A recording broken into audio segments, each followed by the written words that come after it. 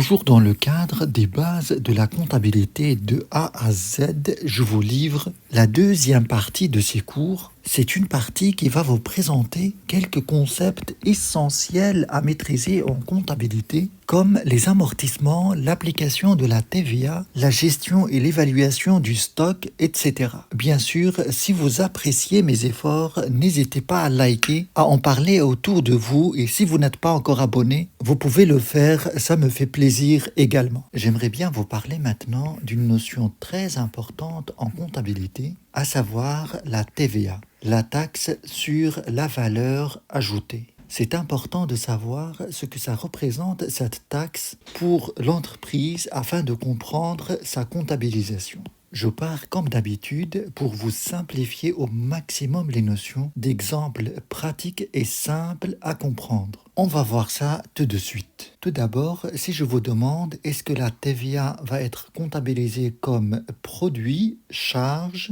ou bien comme dette au passif ou créance à l'actif. Si vous dites que la TVA est un produit pour l'entreprise, il faut justifier votre réponse. Pareil, si vous estimez que la TVA est une charge pour l'entreprise, il faut justifier la réponse. De même, si vous considérez que la TVA est une dette pour l'entreprise ou une créance. Pour savoir si la TVA est une charge ou un produit pour l'entreprise, il faut se poser simplement la question qui paye effectivement la TVA et qui l'encaisse au final. Je vais vous donner un exemple très simple afin que vous puissiez savoir ce que représente cette TVA pour l'entreprise. Vous avez une entreprise par exemple qui fabrique des chaises, mais pour fabriquer cette chaise, elle fait appel à un agriculteur pour acheter la matière première. Et une fois la chaise est fabriquée, elle la vend à un client final que je vais représenter par cette image. Et ce qui nous intéresse dans cette situation, c'est de comptabiliser la TVA pour cette entreprise. Et pour cela, on va supposer quelques opérations. Cette entreprise vend cette chaise, par exemple, à ce client au prix de 20 € hors TVA, plus 4 € de TVA, ce qui revient à 24 € TVA comprise. Mais puisque ces 4 € de TVA est une taxe, l'entreprise ne peut pas la garder dans ses caisses, car une taxe, ça se paye à l'État. Donc, cette taxe collectée par cette entreprise ne peut pas représenter un produit pour elle, car cela veut dire que l'entreprise va garder cet argent, cette taxe, dans sa caisse, alors qu'une taxe, ça se paye à l'État. Et donc, il s'agit ici d'une TVA collectée par cette entreprise pour la transmettre dans les caisses de l'État. Et puisque cette entreprise doit transmettre cette TVA à l'État, elle représente donc pour elle une dette qui doit figurer au passif du bilan, comme TVA à payer, au TVA collectée dans le plan comptable français. Maintenant, imaginez que cette entreprise va acheter cette matière première à 10 € à cet agriculteur. 10 € hors TVA, plus la TVA, on va dire, de 2 €. L'entreprise doit payer dans ce cas à cet agriculteur 12 € TTC. TVA comprise. Alors dans ce cas aussi, la question se pose, que représentent ces 2 € que l'entreprise a payés à l'agriculteur? Est-ce qu'on peut les considérer comme charge pour l'entreprise? Eh bien, avec la même logique adoptée pour ces 4 €, ces 2 € représentent une taxe et la taxe, on la paye à l'État. Et donc cet agriculteur doit transmettre ces 2 € de taxe à l'État. Et cette entreprise va déduire cette TVA dans sa comptabilité, c'est-à-dire que l'État doit rembourser cette entreprise 2 € de TVA. Et puisque cette entreprise va récupérer cette TVA, on ne peut pas la considérer comme charge dans son compte de résultat, mais plutôt une créance à son actif. Il s'agit donc dans ce cas d'une TVA à récupérer. On dit dans ce cas que la TVA est neutre pour l'entreprise. C'est-à-dire que la TVA pour l'entreprise ne peut pas rester dans sa caisse comme produit et ça ne peut pas être une charge puisqu'elle récupère toutes les TVA qu'elle paye en achetant des matières premières par exemple. Alors dans ce cas, on se pose la question, cette TVA est à charge de qui dans ce processus? Eh bien, à partir de cet exemple, on voit que le consommateur final ne peut pas récupérer cette taxe de 4 euros. Et c'est bien lui, le consommateur final, qui paye totalement cette TVA. Et les entreprises ne sont qu'intermédiaires dans ce processus de paiement. Pour notre entreprise ici au milieu, elle va recevoir 4 euros de TVA qu'on appelle TVA à payer, et puis elle va récupérer 2 euros de TVA de l'État. Ce qui fait que cette entreprise va transmettre à l'État uniquement 2 euros.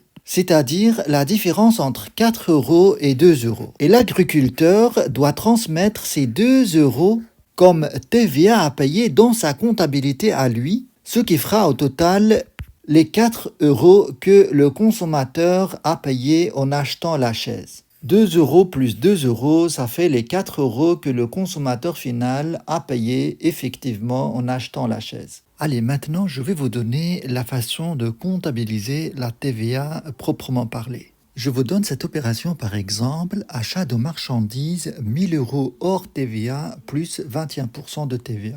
Je vais d'abord analyser les mouvements de cette opération. L'achat de marchandises, ça constitue pour l'entreprise des charges. Donc, vous aurez le compte achat de marchandises aux charges qui va augmenter, mais simplement de 1000 euros. Et vous aurez 21% de TVA que l'entreprise va payer en achetant des marchandises qui va être considéré comme des créances envers l'État. Et les créances, on les trouve à l'actif. Donc, on va avoir une TVA à récupérer à l'actif. Donc, aux charges, vous avez une augmentation de 1000 euros et ça se passe au débit. Et à l'actif, vous avez une augmentation de TVA de 210 euros et ça se passe au débit aussi. Alors, si vous vous limitez à ces deux enregistrements, vous n'êtes pas en équilibre, vous devez avoir la même chose au débit et au crédit. Et ce qui va équilibrer ces deux mouvements, c'est bien la facture qu'on va recevoir du fournisseur. En fait, le total de la facture reste une dette envers le fournisseur. On va avoir donc une augmentation de la somme totale de la facture, à savoir 1210 au crédit du compte fournisseur. Et pour enregistrer ça proprement avec les schémas en T, on va ouvrir le compte achat de marchandises et l'augmenter de 1000 euros au débit. Je vais le mettre plutôt ce côté-là. On va augmenter aussi la TVA à récupérer au débit de 210. Et au final, on va augmenter le compte fournisseur de la somme totale de la facture 1210. Voilà pour cette opération d'achat, on est bien en équilibre, on a le même total au débit qu'au crédit. Je prends cette autre opération, vente de marchandises 2000 euros hors taxe plus 21% de TVA. Tout d'abord, la vente de marchandises pour l'entreprise, il s'agit bien d'un produit. Donc on va avoir une augmentation des produits de 2000 euros. Les produits augmentent au crédit. Maintenant, cette TVA que l'entreprise va recevoir du client reste une dette envers l'État. Et la dette, on la trouve au passif. Donc là, vous allez avoir une dette de TVA envers l'État. C'est la TVA à payer de 420 euros. C'est 21% de 2000 euros. Et l'augmentation de dette, ça se passe au crédit. Et de la même manière, ce qui reste à enregistrer pour équilibrer cette augmentation au crédit, c'est bien la facture qu'on va envoyer à un client pour payer tout ça. Vous allez avoir une augmentation des créances clients à l'actif de la somme totale de la facture 2420. Et une augmentation à l'actif se passe au débit. Donc, on va avoir proprement parlé avec les schémas en T une augmentation de vente de marchandises de 2000 euros,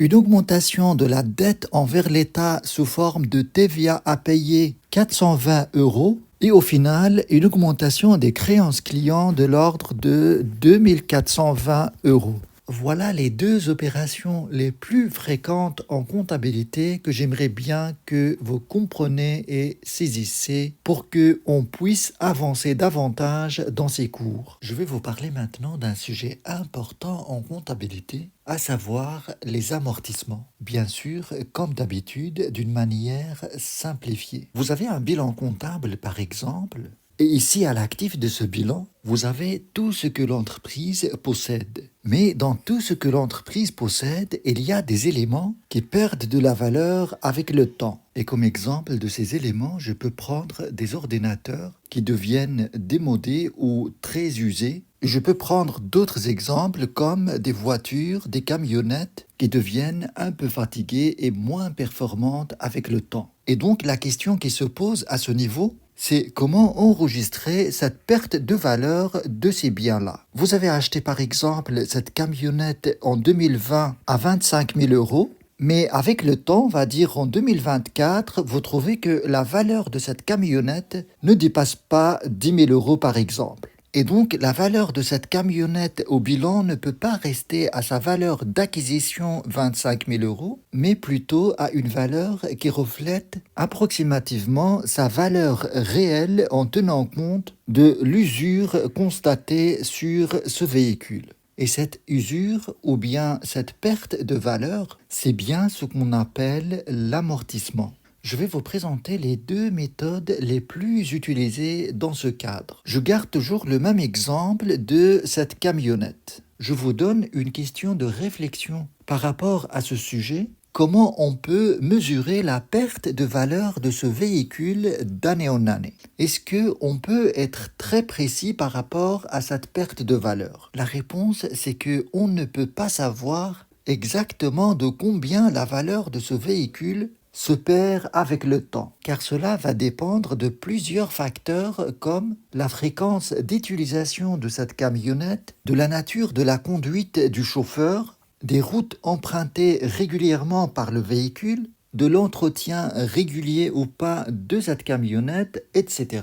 Et c'est pour cela que vous avez plusieurs méthodes pour évaluer cette perte de valeur qu'on appelle l'amortissement. D'abord, je vais vous donner la logique derrière ces deux méthodes utilisées. Je garde toujours le même exemple de cette camionnette. Je vais supposer par exemple que cette camionnette, vous l'avez achetée en 2022 et vous vous posez la question de sa valeur en 2023. Je vais supposer par exemple que le prix d'achat de cette camionnette est 25 000 euros. Alors ce prix, ça reflète sa valeur en 2022 et c'est bien ce qui doit être inscrit au bilan à ce moment-là. Maintenant, reste à savoir c'est quoi sa valeur en 2023. Comme je vous ai expliqué, on ne peut pas évaluer exactement l'usure constatée sur le véhicule. C'est pour cela que l'une des méthodes utilisées, c'est de répartir cette usure, cette perte de valeur sur toute la durée d'utilisation de ce véhicule. Si par exemple cette camionnette, on suppose que sa durée d'utilisation est de 5 ans, et bien pour répartir cette usure ou bien cette perte de valeur équitablement sur toute cette durée d'utilisation, on va simplement diviser la valeur de ce véhicule par 5. Et cela vous donne la perte de valeur de ce véhicule pendant une année. 25 000 sur 5, ça vous donne 5 000 euros. Et donc chaque année, il y a une perte de valeur de 5 000 euros. Et en 2023, on va supposer que la valeur de ce véhicule est de 20 000 euros. Car 25 000 moins la perte de valeur de 5 000 euros, ça donne 20 000 euros. Et ainsi de suite, l'année 2024, il y aura la même chose. On va avoir 15 000 euros au lieu de 20 000 euros. Et on continue comme ça jusqu'à la 5e année où on va supposer que ce matériel roulant va être remplacé totalement, car sa valeur comptable est totalement amortie. Et cette méthode d'amortissement, c'est la méthode de l'amortissement linéaire. Ça s'appelle linéaire parce que cette usure et cette perte de valeur est linéairement répartie sur la durée d'utilisation du bien. Si la durée d'utilisation du bien est de 5 ans, alors on suppose que sur 5 ans, 100% de la valeur du bien sera amorti. Et pour calculer le pourcentage de l'amortissement qui correspond à une année, on divise simplement par le nombre d'années d'utilisation du bien, à savoir 5 ans dans ce cas, ce qui donne 20%. Chaque année, on réduit de 20% la valeur de ce véhicule, ce qui fait que sur 5 ans, on va amortir 100% de ce véhicule.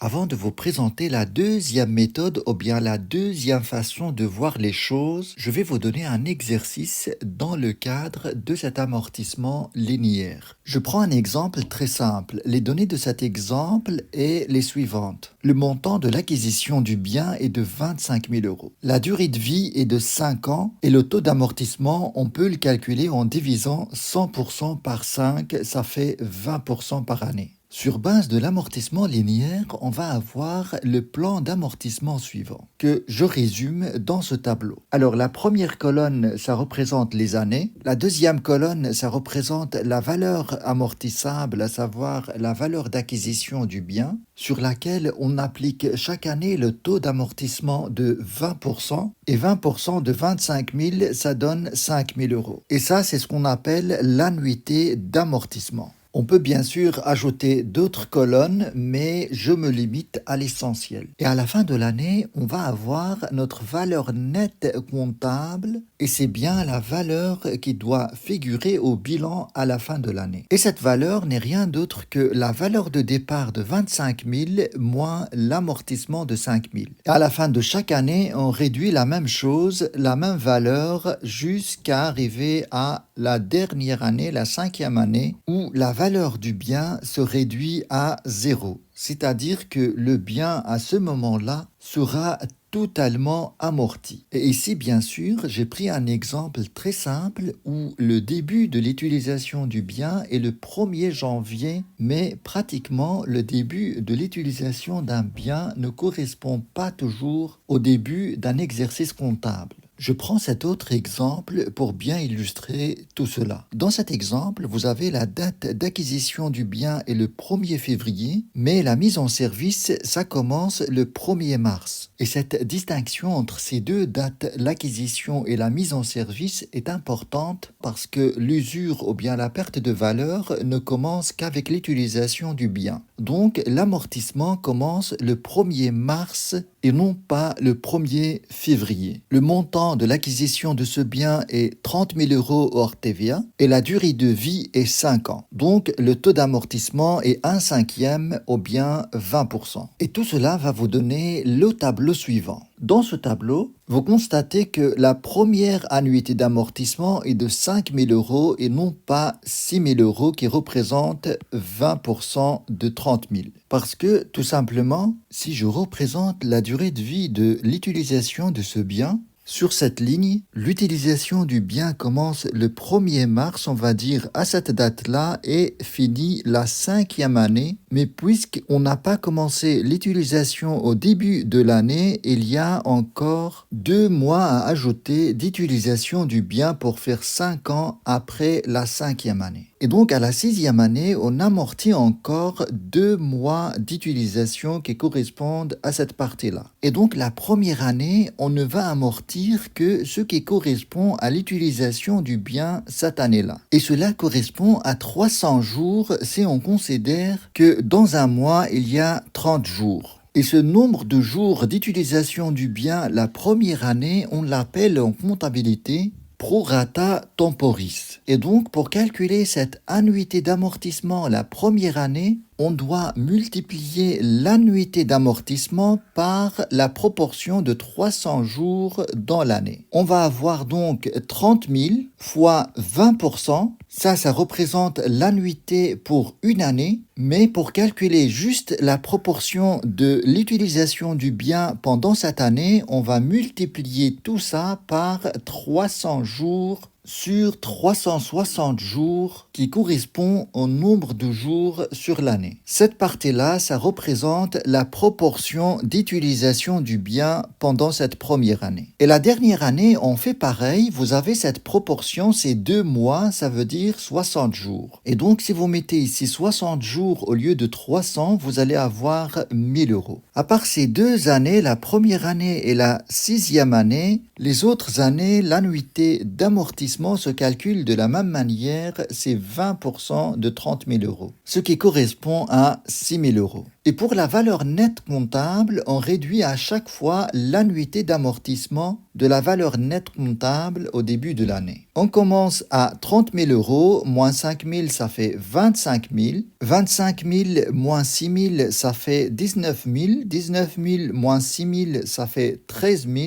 13 000 moins 6 000, ça fait 7 000. 7 000 moins 6 000, ça fait 1000. Et 1000 moins 1000, ça fait 0. Voilà pour cette première méthode d'amortissement. Maintenant, je vais vous présenter la deuxième façon de voir les choses et qui donne lieu à une deuxième méthode adoptée en comptabilité. J'aimerais bien vous présenter maintenant la deuxième méthode utilisée pour amortir un bien en comptabilité. Je prends toujours le cas d'une voiture parce que ça illustre bien la logique derrière ces méthodes d'amortissement. Je vous rappelle que l'amortissement, c'est simplement l'estimation de la perte de la valeur d'un bien avec le temps. Cette voiture, par exemple, ne peut pas garder la même valeur d'année en année. Et comme sa valeur est inscrite au patrimoine de l'entreprise, à l'actif de son bilan, on doit chaque année adapter la valeur de cette voiture dans le bilan pour bien sûr refléter une image fidèle de la valeur du patrimoine de l'entreprise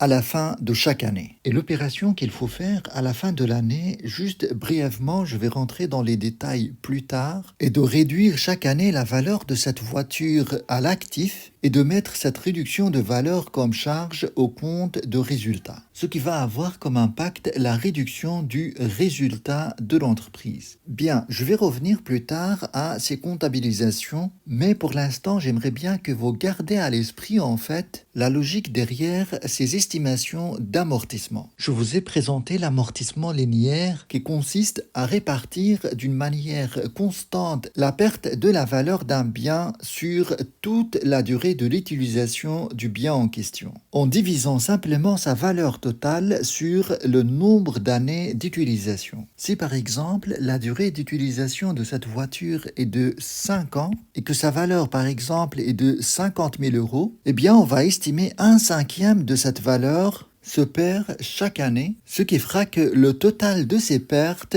constitue bien la valeur totale de ce bien. Donc, à la fin de la 5e année, l'entreprise aura amorti totalement ce véhicule et donc elle peut réinvestir dans un autre véhicule et faire la même chose pour la suite. Et la deuxième méthode d'amortissement, ou bien la deuxième façon de voir les choses par rapport à cette perte de valeur, est l'amortissement dégressif. Par rapport à cette méthode, on considère que ce véhicule, par exemple, va se dégrader et perdre de la valeur beaucoup plus au début de son utilisation qu'à la fin de son utilisation. Et donc, on va amortir des sommes importantes au début de son utilisation que vers la fin de son utilisation. Et de quelle manière cette méthode d'amortissement procède pour comptabiliser plus d'amortissement la première année et puis d'une manière dégressive ralentir ces sommes d'amortissement vers la fin de l'utilisation du bien? Eh bien, on applique un coefficient sur le taux d'amortissement linéaire. Si le taux d'amortissement linéaire est de 20% dans cette situation, pour amortir plus les premières années, on va multiplier le taux d'amortissement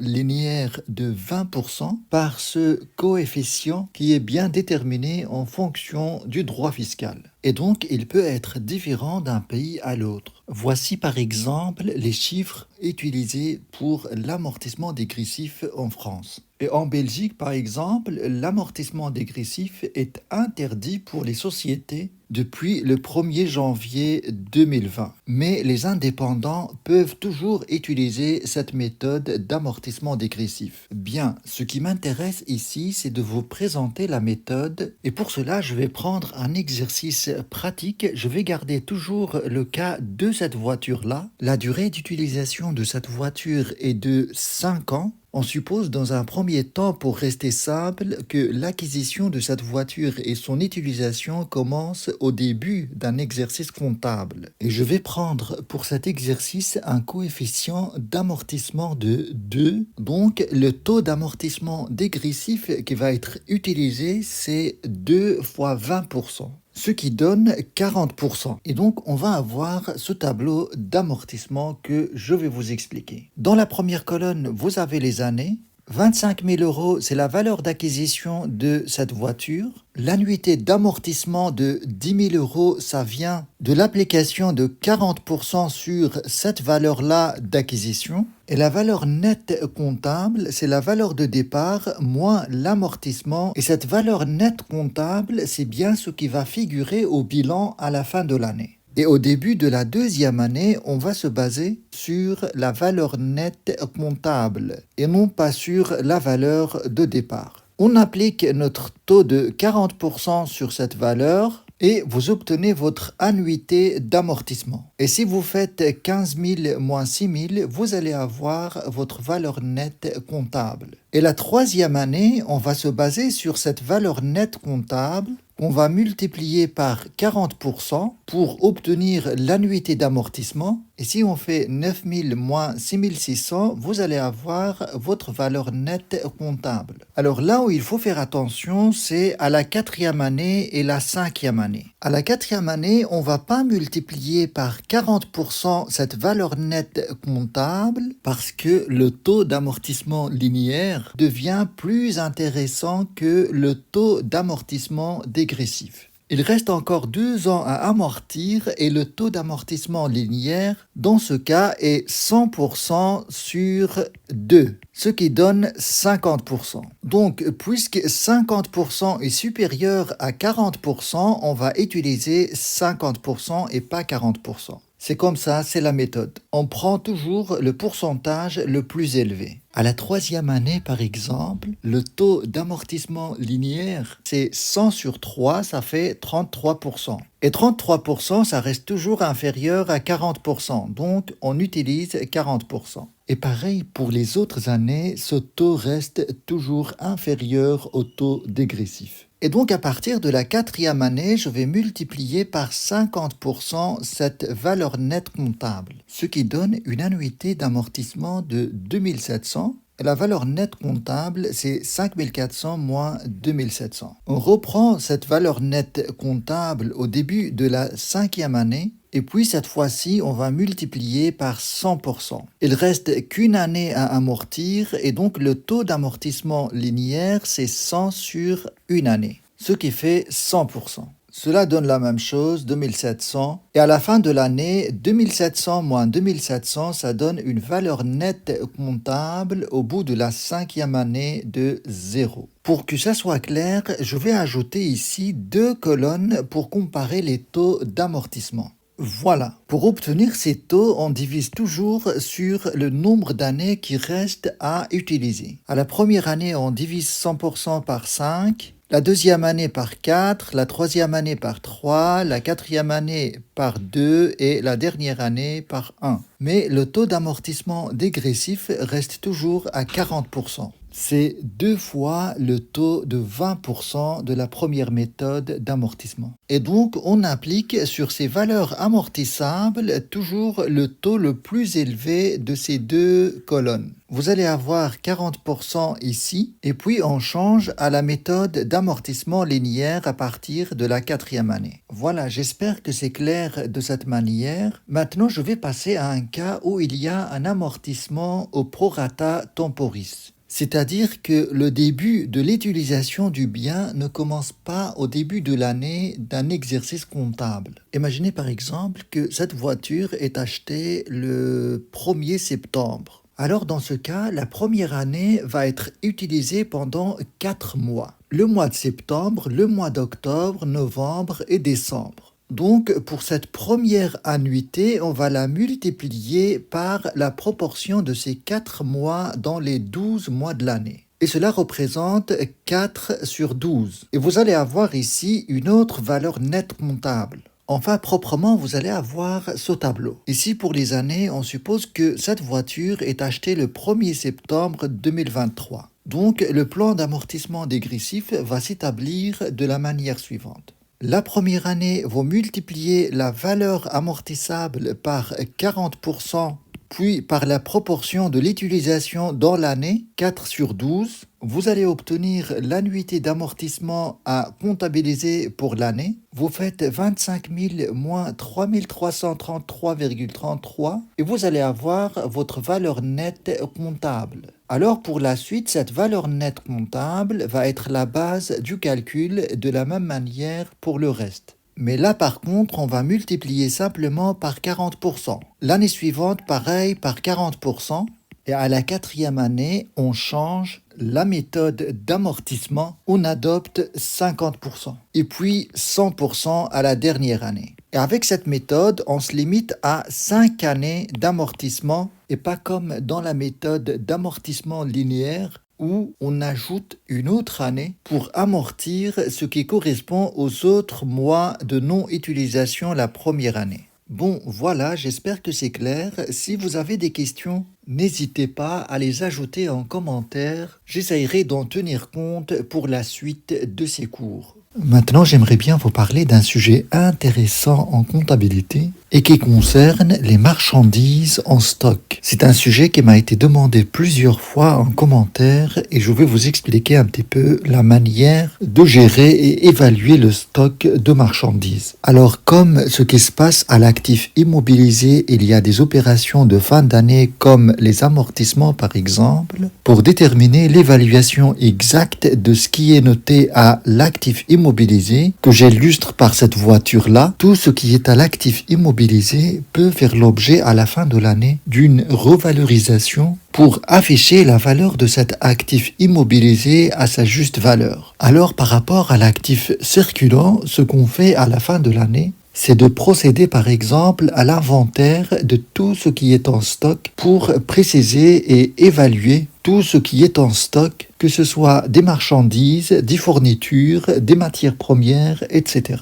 Je vais vous donner quelques situations de réflexion par rapport à tout ça. Imaginez par exemple que vous avez en 2022 votre bilan et pendant cette année, vous effectuez plusieurs opérations et à la fin de l'année, vous vous retrouvez avec un autre bilan et vous vous retrouvez avec le même stock de marchandises à la fin de l'année en 2023, malgré que vous êtes sûr d'avoir acheté et vendu des marchandises. Au début de l'année, on va dire que la valeur de ces marchandises est de 10 euros. Alors, est-ce que vous allez en déduire que ce paquet-là qui reste en stock à la fin de l'année est évalué aussi à 10 euros? Vous allez me dire, on a la même chose, le même paquet, donc la valeur doit être la même, 10 euros au bilan initial et au bilan final. Et moi, je vais vous répondre, la réponse n'est pas juste. Pour justifier ma réponse, je vais vous donner une situation qui fait en sorte que la valeur de ce paquet ne peut pas forcément être à 10 euros. D'abord, je précise que la valeur que vous avez au stock de marchandises, c'est la valeur à laquelle l'entreprise a acheté ces marchandises. C'est le coût d'achat pour l'entreprise. Imaginez par exemple que l'entreprise, pendant l'année, a acheté un autre paquet, mais elle l'a acheté à 15 euros. Et puis, durant la même année, elle a vendu ce paquet de 10 euros, ce qui fait que ce qui restera en stock, c'est ce paquet de 15 euros à la fin de l'année. Et donc, logiquement, selon cette situation, le paquet qui reste en stock à la fin de l'année doit être évalué à 15 euros et non pas 10 euros. Là, vous allez peut-être me dire, ok,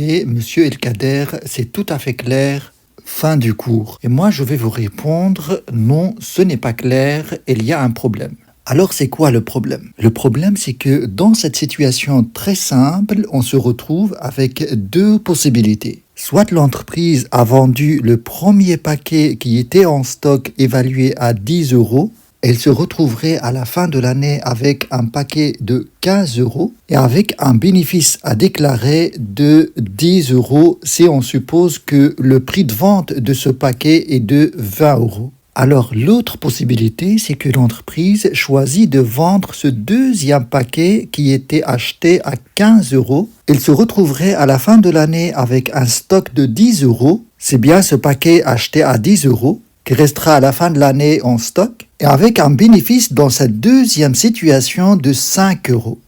Alors, est-ce que vous pouvez me dire la différence qu'il y a entre la première société qui va déclarer un bénéfice de 10 euros et la deuxième société qui déclare un bénéfice de 5 euros? Alors, si ça vous dérange de voir des valeurs très très minimalistes de cette manière, vous pouvez considérer que c'est des milliards d'euros. Vous avez une société qui fait un bénéfice de 10 milliards d'euros et la deuxième société qui fait un bénéfice de moitié 5 milliards d'euros. Mais justement, c'est là le problème parce que cette première société et cette deuxième société est la même. Cette même société, selon sa méthode d'évaluation de son stock, peut avoir un bénéfice de 10 milliards ou de 5 milliards. Donc là, si l'État laisse chaque société évaluer à sa façon le stock, sans préciser une méthode claire et nette de son évaluation, on se retrouverait avec ces informations contradictoires pour une même situation.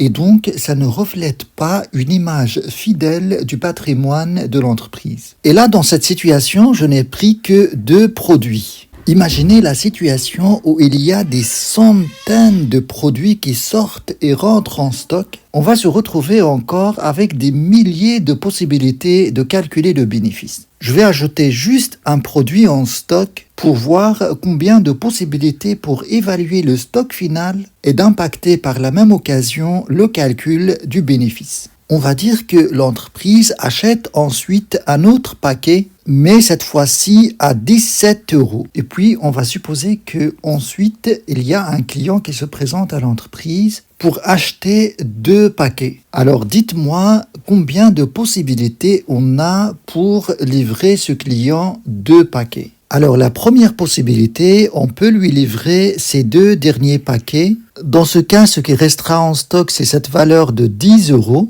Et le bénéfice dans cette première situation, c'est le chiffre d'affaires, à savoir 2 fois 20 euros, moins 17 euros, moins 15 euros. Ce qui fait un bénéfice de 8 euros dans ce cas. Bien sûr, on fait abstraction de tous les autres éléments qui peuvent influencer ce bénéfice. Alors, une deuxième situation, c'est de choisir de livrer ces 2 paquets, 10 euros et 15 euros. Dans ce cas, ce qui restera en stock, c'est ce paquet de 17 euros. Et le bénéfice par rapport à cette situation, cette deuxième situation, est de 40 moins 15 moins 10, ce qui fait un bénéfice de 15 euros dans ce cas. Et on peut avoir la situation où on va livrer ces 2 paquets-là, 10 et 17. Et dans ce cas, ce qui restera en stock, c'est le paquet de 15 euros. Et le bénéfice, dans cette troisième situation, est de 13 euros. Vous voyez qu'avec un stock composé de 3 marchandises, on peut avoir autant de situations différentes en fonction de notre évaluation de stock. C'est pour ça que la loi précise que chaque entreprise doit préciser sa méthode d'évaluation de stock et elle doit se tenir à l'application de cette méthode sans pouvoir changer d'une méthode à l'autre pour afficher par exemple un meilleur bénéfice aux actionnaires ou choisir de payer moins d'impôts en déclarant moins de bénéfices. Bien, alors d'après tout ce que je viens d'expliquer, à votre avis, ce serait quoi la question la plus urgente si on se positionne à gérer un tel problème? Il y aura peut-être quelqu'un qui va me dire « Effacez simplement ce tableau et il n'y a pas de problème ». Et moi je vous dis la réponse n'est pas correcte. Encore une fois, eh bien, pour régler un tel problème, il faut choisir une méthode d'évaluation. Et en comptabilité, il y a principalement 3 méthodes d'évaluation de stock. Je peux vous les expliquer brièvement avec cette même situation avant de faire des exercices pour mieux les maîtriser avec une fiche de stock proprement parlée. Si je reprends cette même situation, vous avez acheté d'abord des marchandises à 10 euros On va dire à titre d'exemple le 1er janvier et puis le 15 janvier, vous avez acheté encore des marchandises mais le prix a changé à 15 euros. Et puis ensuite, vers fin janvier, 30 janvier par exemple, vous avez ajouté en stock ces marchandises que vous avez achetées à 17 euros. Ce client se présente pour acheter des marchandises. Il veut 2 paquets. Bien sûr, en stock, ces paquets sont les mêmes, c'est la même marchandise et on ne peut pas distinguer celle qu'on a achetée à 17, au 15, au 10. Mais avec les méthodes que je vais vous présenter, on va considérer que ce qu'on va livrer à ce client sont les premières marchandises achetées ou les dernières marchandises achetées en fonction de la méthode.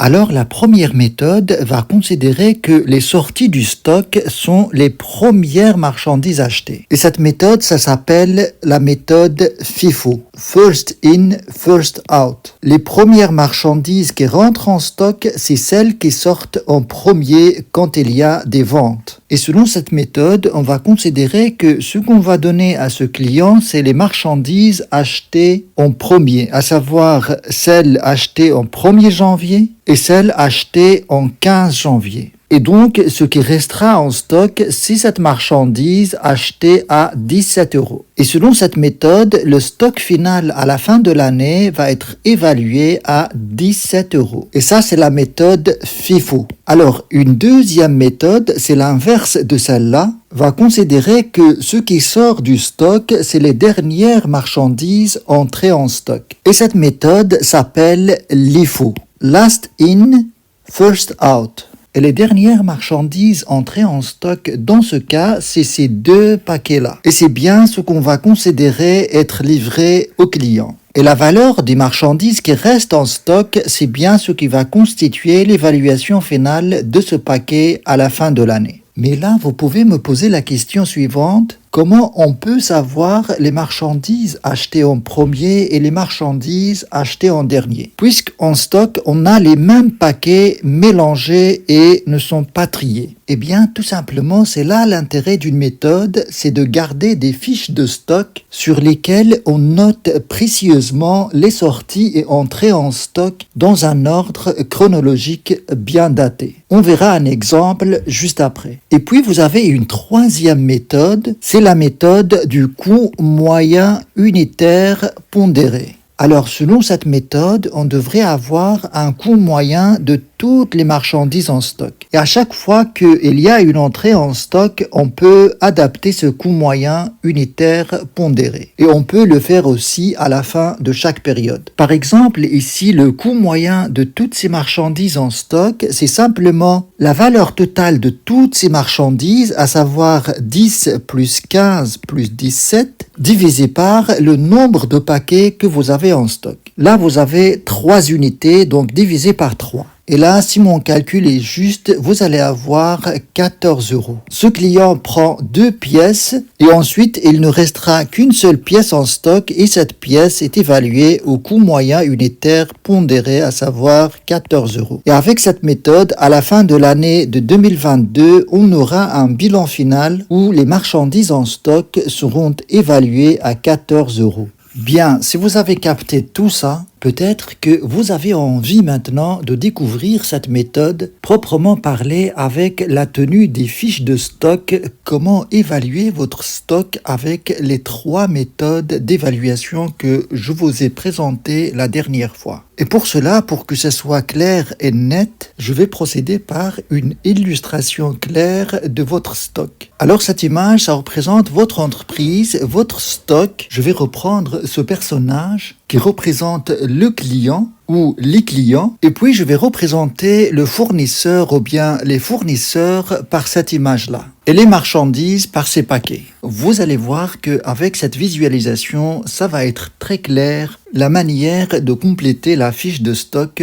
que je vous ai présentée. Enfin, j'espère bien, j'improvise. Je vais mettre mes personnages au-dessus ici pour laisser de l'espace à ma fiche de stock que je vais vous présenter et compléter en fonction des opérations effectuées par cette entreprise. Pour commencer, imaginez que l'entreprise se retrouve au début de l'année avec ces 2 paquets comme stock initial. On peut bien sûr noter le nom de l'article et la référence du produit dans cette fiche de stock. Mais ce qui m'intéresse ici, c'est de vous montrer comment compléter ces lignes de cette fiche de stock à la suite des différentes opérations d'achat-vente de l'entreprise. Alors, au début de l'année, à la date du 1er janvier, on va indiquer sur cette fiche de stock le stock initial. Ce stock initial est composé de 2 unités. Je vais supposer que le prix unitaire de chaque paquet est de 10 €. Je vais indiquer ici 10 € pour le prix unitaire. Et donc, le montant total de notre stock initial, c'est 2 fois 10, ça fait 20 €.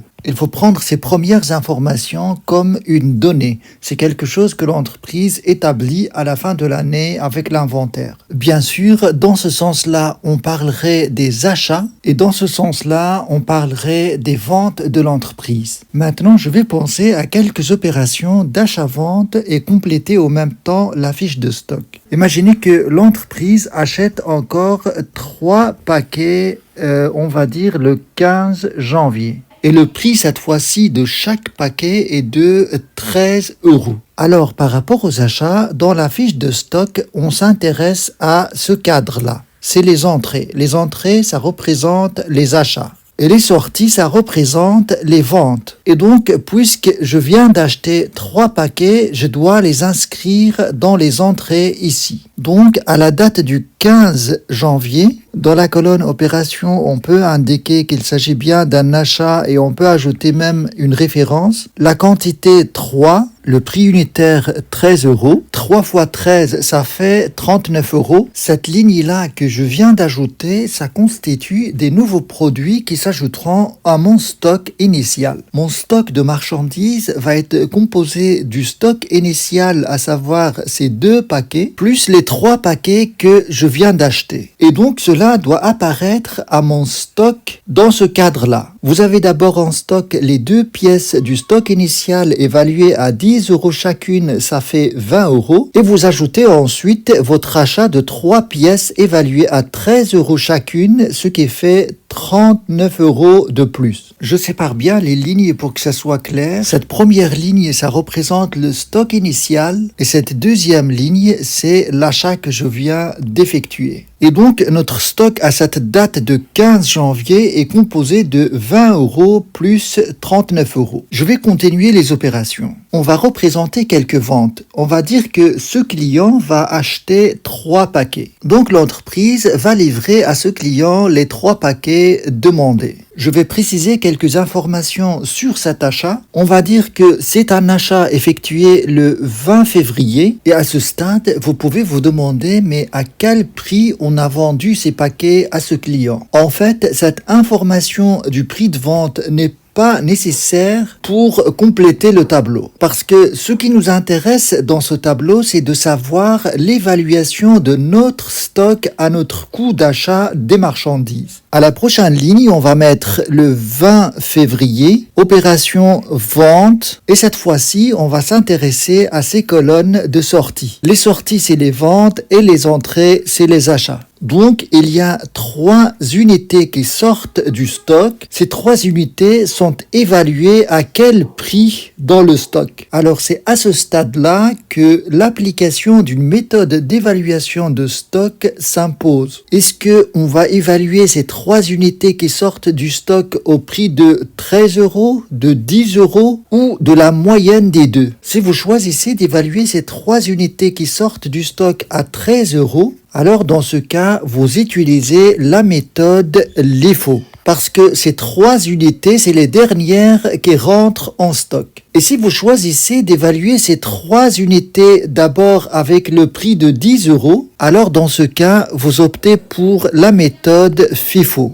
Je vais commencer d'abord à utiliser la méthode LIFO. Donc, avec la méthode LIFO, Last In, First Out, on va considérer que ces unités qui sortent du stock sont les dernières achetées par l'entreprise. On va appliquer donc le prix de 13 € pour ces unités. Et 3 fois 13, ça fait 39 € qui sort du stock. Et donc, au final, toute cette ligne-là, ça va partir du stock. Ce qui restera en stock, c'est simplement la première ligne de 2 unités à 10 €. Je vais l'inscrire ici au stock, 2 unités, 10 €, le total de 20 €. Maintenant, imaginez que l'entreprise achète encore 4 paquets. On va supposer que cette opération est effectuée le 1er mars et que le prix d'achat est de 15 €. Donc, vous avez ici le 1er mars, achat, 4 unités à 15 € l'unité, ce qui fait 60 €. Et à mon stock, je vais reprendre ce qui était avant en stock, à savoir 2 unités évaluées à 10 € chacune. Et j'ajouterai ce que je viens d'acheter, à savoir 4 unités, 15 € l'unité, ce qui fait 60 € le total. Alors, on va imaginer que le client va acheter encore 2 unités. Le 17 avril, par exemple, vous avez vente, et je viens à ma ligne ici des sorties et je vais enregistrer cette information 2 unités puisque j'applique la méthode LIFO. Donc je vais utiliser le prix des dernières unités entrées en stock, à savoir les 4 à 15 €. Donc 15, 2 fois 15, ça fait 30. Et ce qui restera en stock, c'est les 2 premières unités qui ne sont pas bougées du stock, plus ce qui restera des 4 unités, à savoir 2, évaluées toujours à 15 €, ce qui fait 30 €. Voilà un peu comment ça marche avec cette méthode LIFO. Je pense que c'est clair. Je vais passer maintenant à l'application d'une nouvelle méthode, à savoir la méthode FIFO. Et pour cette méthode, je vais garder les mêmes informations d'achat-vente. Pour la méthode FIFO, ça va donner une autre évaluation de notre stock. Et ça commence avec les sorties des marchandises en stock. Vous avez à cette étape-là, le 20 février, 3 marchandises qui sortent du stock. Et ces marchandises vont être évaluées aux premières marchandises en stock. Et les premières marchandises, c'est la première ligne que vous avez ici. Mais à la première ligne, il n'y a que 2 unités. Et donc, je vais faire sortir d'abord ces 2 unités évaluées à 10 €. Ça fait le total de 20 € et je vais compléter l'unité qui reste à envoyer au client de ces 3 unités-là. Donc, j'ajoute une unité évaluée à 13 €, ce qui fait un total de 13 €. Et ce qui restera en stock après cette opération, c'est simplement 2 unités évaluées à 13 €. Donc, vous avez au stock 2 unités à 13 € chacune, ce qui fait 26 €. Après, vous effectuez un achat, cela ne change pas, ça va s'ajouter à notre stock. Et on va garder au stock aussi ce qui était avant, à savoir 2 unités à 13 €, ce qui fait 26. Le 17 mars, vous avez une sortie de 2 unités. Et puisqu'on utilise la méthode FIFO, on va sortir d'abord les premières unités en stock, à savoir les 2 à 13 €. Donc vous avez ici le prix unitaire de 13, ça fait 26 €. Et ce qui restera en stock, c'est la ligne de 4 unités à 15 € chacune, ça fait 60 au total.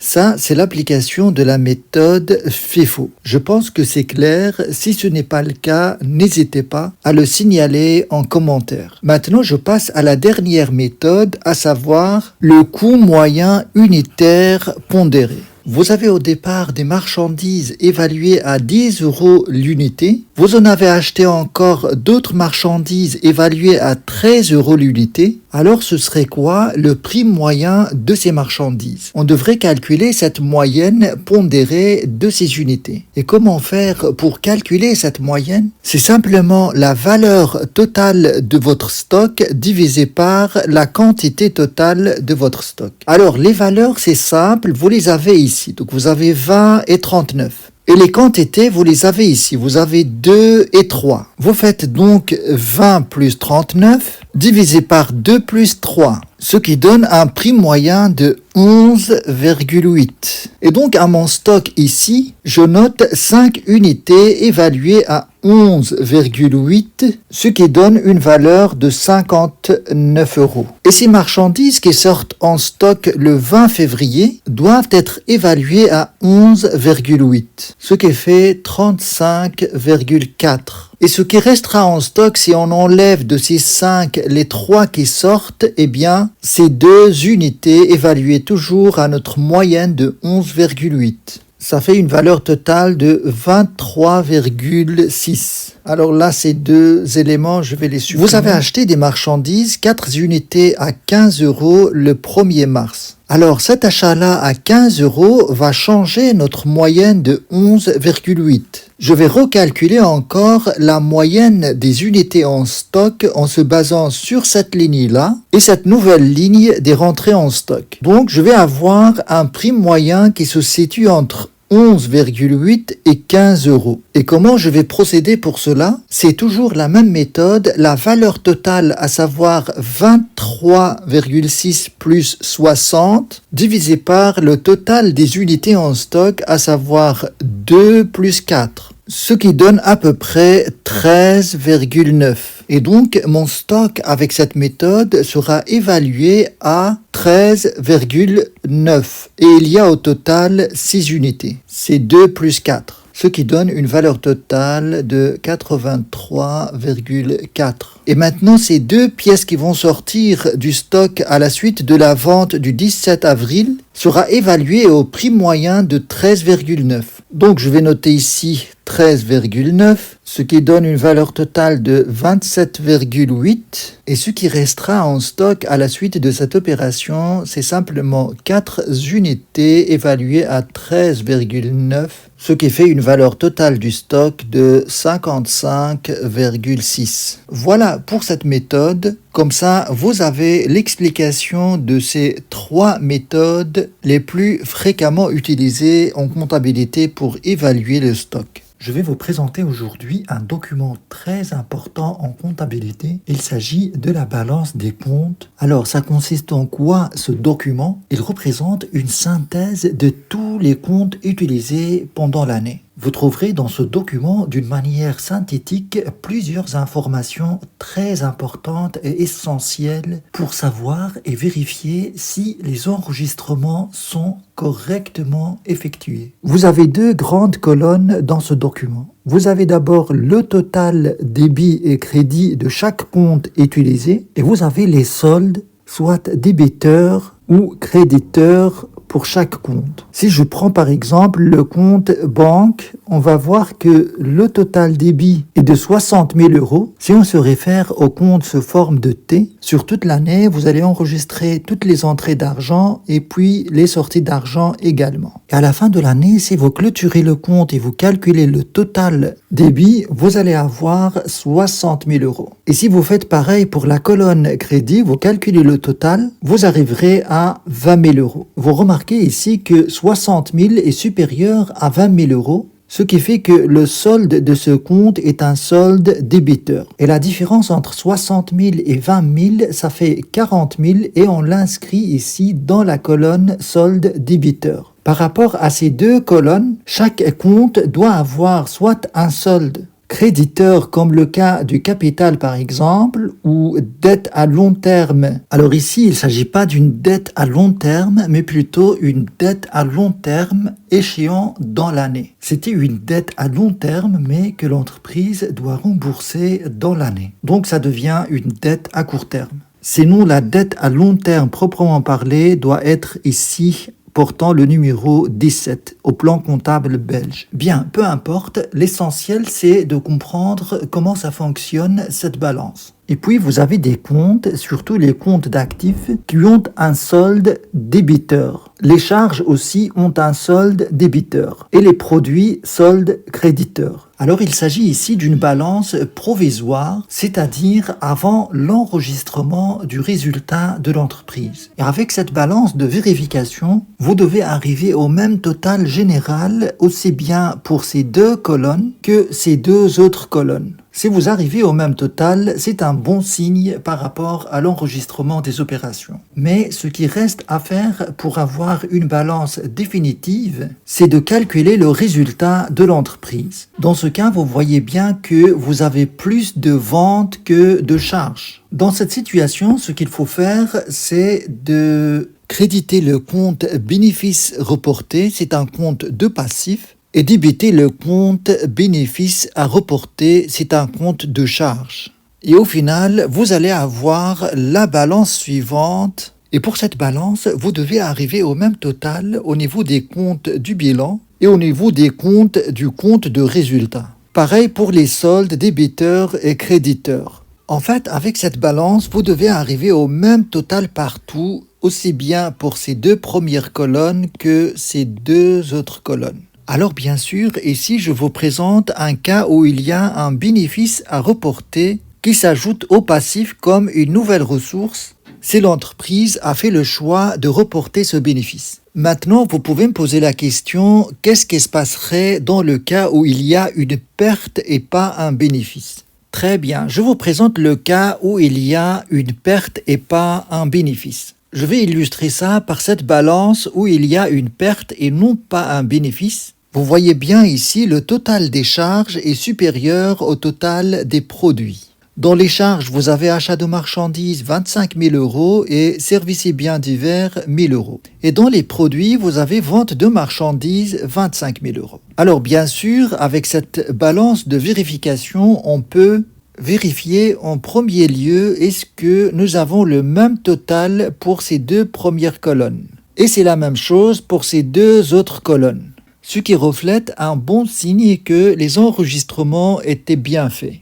Bien, alors dans le cas où il y a une perte, ce qu'on fait, c'est débiter le compte perte reportée. C'est un compte de passif et quand on débite le compte de passif, c'est-à-dire que les ressources diminuent. Et en même temps, on crédite le compte perte à reporter. Et cette fois-ci, il s'agit d'un compte de produit de la classe 7 du plan comptable. Et le plan comptable, je vais vous le présenter très bientôt. Donc, pour avoir une balance équilibrée, je dois débiter ici le compte perte reportée et créditer en même temps le compte perte à reporter au niveau des produits. Et cela donne la balance définitive suivante. Vous avez ici le compte perte reportée 1 000 euros au débit, ce qui fait un solde débiteur de 1 000 euros. Et en même temps, vous avez le compte perte à reporter, c'est un compte de la classe 7 qui augmente au crédit de la même somme, ce qui fait un solde créditeur aussi de la même somme. Et vous voyez qu'une fois qu'on intègre ces données, vous devez arriver au même total au niveau du bilan et au niveau du compte de résultat. Pareil pour les totaux généraux pour ces deux colonnes. De même pour les soldes débiteurs et créditeurs, vous devez avoir le même total partout. Donc notre balance est bien équilibrée dans ce cas. Je vais faire avec vous bien sûr plusieurs exercices plus tard pour bien maîtriser ces documents et les utiliser d'une manière correcte. Alors, ce qui reste à vous présenter prochainement, c'est le plan comptable. Et puis ensuite, je vous présenterai les situations qui sont un peu compliquées en comptabilité, tout en adoptant le plan comptable, qui est un plan comptable belge. Mais sachez qu'il y a une grande ressemblance dans les autres pays et on utilise presque les mêmes comptes partout. Les comptes principaux en tout cas, comme l'achat de marchandises, TVA à récupérer ou à payer, etc., ce sont des comptes qui s'utilisent un petit peu de la même manière, sauf que dans les numéros du plan comptable, on peut avoir des différences. Mais au niveau des grandes classes du plan comptable, on a presque un peu la même chose partout. Je vais vous présenter aujourd'hui le plan comptable et la manière dont les classes de ce plan comptable se répartissent dans le bilan. Restez jusqu'à la fin, je vais vous montrer une technique très efficace pour bien mémoriser cette répartition et vous pouvez même utiliser cette technique pour d'autres sujets. C'est une technique de mémorisation très efficace que moi-même j'ai utilisée quand j'étais étudiant. Je vais maintenant vous présenter le plan comptable. Il s'agit d'un document établi par la loi qui classe les différents comptes que les entreprises doivent obligatoirement respecter, aussi bien au niveau du bilan que du compte de résultat. On va trouver dans ce plan comptable la liste des différents comptes à partir du capital jusqu'à la classe 7 qui représente les produits. Et ces comptes sont bien classés en fonction des critères bien précis. Par exemple, au niveau de l'actif, le classement s'effectue selon le critère de liquidité, ce qui permet de chercher et trouver facilement un compte si on maîtrise bien ce concept de liquidité. Bien, maintenant je vais vous présenter les grandes classes de ce plan comptable et leur répartition sur le bilan. vous avez d'abord la première classe, le capital propre et dette à long terme. Vous allez trouver dans cette classe les ressources de l'entreprise de long terme et en premier lieu le capital de l'entreprise et puis les dettes à long terme. Et tous les comptes qui se trouvent dans cette classe commencent par le numéro 1. Et au niveau du bilan, on trouve cette classe au passif en première position. Après viendra la classe 2, les immobilisations. Et cette classe, on la trouve à la première position au niveau de l'actif. Et donc, tous les comptes qui commencent par le numéro 2 appartiennent à cette classe des immobilisations. Après cette classe, il y a la classe 3 qui concerne les stocks. Et tout ce qui concerne les stocks se trouve juste après les immobilisations. Et après, vous avez la classe 4. Et la classe 4, c'est tous les comptes de tiers. Et cette classe, on peut la trouver aussi bien à l'actif qu'au passif. Par exemple, c'est dans cette classe qu'on va trouver les comptes clients, fournisseurs, TVA à payer, TVA à récupérer. En fait, c'est toutes sortes de créances et dettes à court terme. Et au final, vous avez la classe 5, c'est tout ce qui est disponibilité. Et vous trouverez ça tout en bas de l'actif du bilan. Et cela concerne principalement le compte bancaire et la caisse. Voilà pour la répartition des classes du plan comptable dans le bilan. Maintenant, il reste deux classes, à savoir la classe 6 qui concerne les charges et la classe 7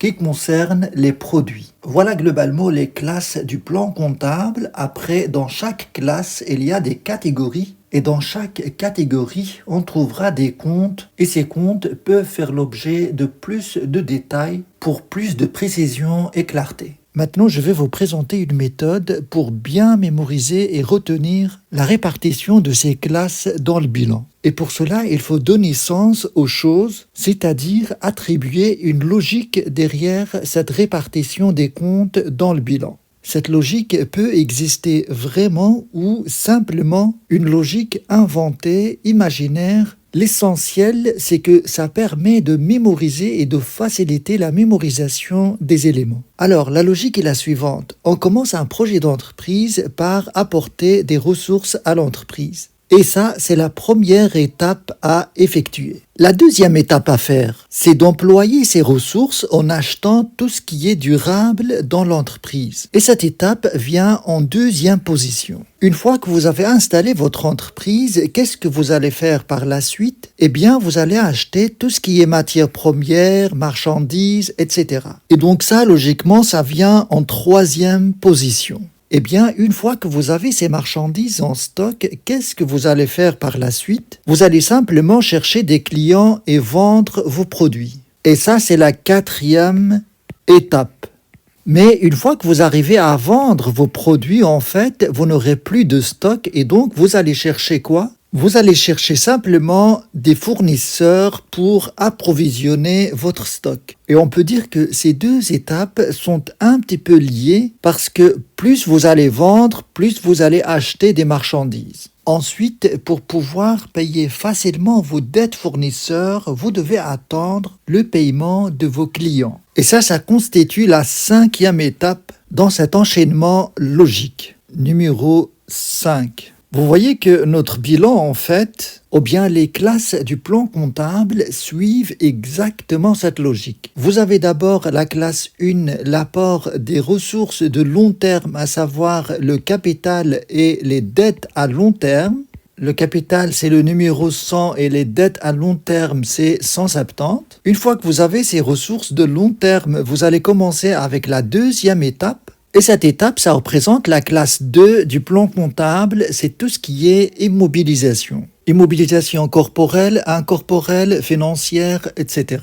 Une fois que vous finissez avec ces immobilisations, vous passez au stock de marchandises et des matières premières, c'est la classe 3 du plan comptable. Et puis vous cherchez à vendre vos produits aux clients, c'est la classe 4. Vous avez client 400 et une fois que vous vendez les marchandises, vous allez chercher à en acheter du fournisseur, la classe 440. Ces deux classes sont ensemble. C'est tout ce qui est créances et dettes à court terme. Et une fois que vous réalisez des ventes, bien sûr, vous allez attendre le paiement des clients et ça viendra ensuite. Et ça, c'est la classe 5 au plan comptable, c'est tout ce qui est banque et caisse de l'entreprise. Alors je pense que si vous arrivez à attribuer un sens logique à quelque chose, vous allez le mémoriser très très rapidement et facilement. Et vous allez même mémoriser pour le long terme cette information. Alors, je ne sais pas si cette logique derrière ce classement est visée par le plan comptable, mais en tout cas, c'est ma façon de retenir les choses et j'espère que vous allez en profiter également. Maintenant, on va voir comment ça se passe au niveau du compte de résultats. Pour les charges et produits, c'est simple, c'est des classes qui restent. Vous allez d'abord commencer par supporter des charges avant de pouvoir encaisser des produits. Donc c'est logique, on doit commencer par supporter des charges avant de pouvoir vendre et encaisser des produits. Et c'est un peu normal de laisser ces classes en dernier lieu parce que normalement toute cette installation au bilan c'est pour permettre de en sortir un processus qui permet de dégager des résultats positifs pour l'entreprise. Et cela se fait par la différence entre les produits et les charges. Voilà pour cette présentation du plan comptable en général. Et à partir de ce moment, pour la suite de ces cours, je vais utiliser et adopter ce plan comptable pour l'enregistrement des différentes opérations.